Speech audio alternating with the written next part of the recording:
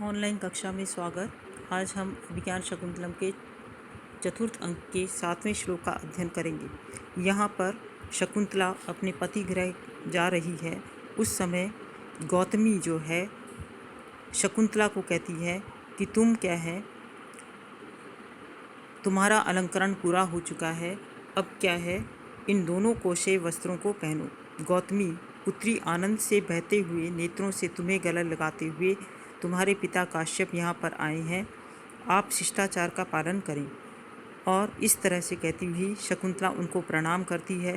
फिर काश्यप ऋषि जो हैं वो पुत्री को इस प्रकार से आशीर्वाद देते हुए कहते हैं, ययाति रिव शर्मिष्ठा भर्तु बहुमता भवा सत्सुतम त्वम अपि सम्राजम सेव पुरुम अवापनोहि। क्या कहते हैं कि जिस तरह से ययाति राजा की जैसे शर्मिष्ठा अत्यधिक प्रिया रानी थी, वैसे ही तुम अपने पति की सम्माननीय बनो।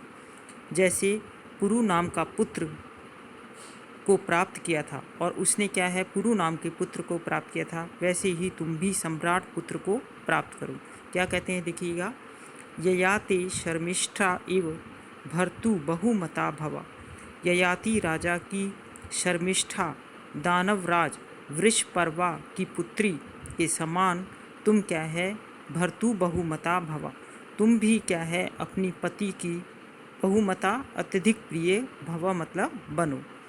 और सा पुरुम सुतम इव, और जिस प्रकार से उसने पुरु नाम के पुत्र को प्राप्त किया था, उसी प्रकार से त्वम अपि सम्राजम, तुम भी क्या है सम्राट पुत्र को अवापनु ही प्राप्त करो। ययाति राजा की जैसे शर्मिष्ठा अति प्रिया रानी थी, वैसे ही तुम भी अपने पति की बहुत सम्माननीय बनो, और जैसे उसने पुरु नाम के पुत्र को प्राप्त किया था, वैसे ही तुम भी सम्राट पुत्र को प्राप्त करो। यहाँ पर शकुंतला जब प्रणाम करती है तो कण्व ऋषि उसे आशीर्वाद देते हुए कहते हैं कि तुम अपने पति की बहुमाननीय रानी बनो और चक्रवर्ती पुत्र को प्राप्त करो। जैसे राजा ययाति की को शर्मिष्ठा अति प्रिय थी और उससे उन्होंने पुरु नामक यशस्वी पुत्र को प्राप्त किया था, वैसे ही तुम भी सम्राट पुत्र को प्राप्त करो। महर्षि का यह कथन वरदान के रूप में है।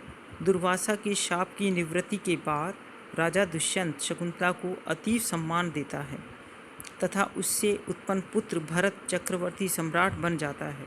यहाँ ययाति और शर्मिष्ठा का जो कथा बताई गई है, वह राजा नहुष के पुत्र ययाति की देवयानी नामक पत्नी थी और शुक्राचार्य की पुत्री थी। शर्मिष्ठा दानवराज की पुत्री और देवयानी की सेविका बनकर आई थी, परंतु उसके रूप पर आसक्त होकर राजा ययाति ने उससे गंधर्व विवाह किया था। पुरु नामक पुत्र उत्पन्न हुआ, जिससे आगे पुरु वंश की परंपरा चली।